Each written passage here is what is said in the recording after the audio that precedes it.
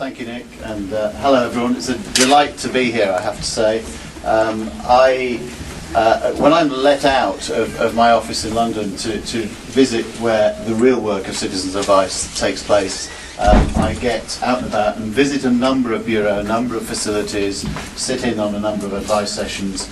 I haven't been, just to echo previous comments, I've not been to a place that actually lifts you the moment you walk through the door, and that's a tribute to you all, to all the time and effort all of you in partnership have done, put in order to achieve this fabulous facility. In part I was going to say that at the end, but I need to say that at the beginning.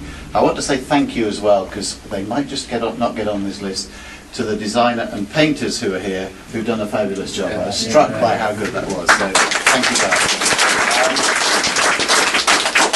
I'm now standing with my back to band members of Elbow, and I'm about to quote a line from one of their songs, so that's the most dangerous thing I'm going to do today.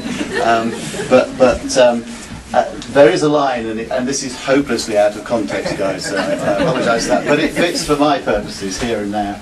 And the line goes something like, "There's a hole in my neighbourhood down which of late I cannot help but fall." Well, if the hole that people end up in their moment of need is here, then they're going to get out of that hole pretty quickly with your help. So thank you for that, and sorry for ruining your context. I'm also very aware of the history of this building, which was a pub, and a guy called Ben Brierley who it signified and represented. And actually, I have a little bit of personal history in Manchester, which I won't bore you with today because I've only got 5 minutes, and I'm probably at 3.5 already. But actually, this part of Manchester is famous for its innovation, for its sense of community, for the development of everything from cooperative societies, workers' education. There was a very early branch of the Samaritans in Miles Platting, for instance, which some of you may know. So you are in a long line of very distinguished communitarians, if I can use that word, if there is such a word. So for that, thank you. Just 2 or 3 other words from me, really. One is that we as a service clearly need to be client-centred at all times, and the very first thing I saw when I came in here was unbelievably accessible, and I think access is a key word.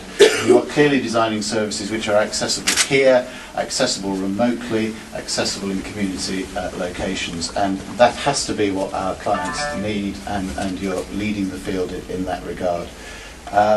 I think we have in this room an extraordinary range of talents and people, and when you say a sentence like that, you don't have to say, where do I start? Do I start with trustees and then end with some other group of people? So I won't do that.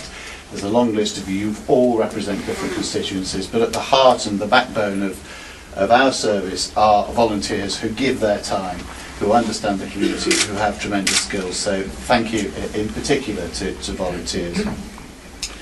I will stop there. I just want to say finally, thank you for your inspiration. I'm afraid I will be quoting you or referring to this model in other parts of England and Wales. Your innovation and your inspiration is marvellous. Thank you.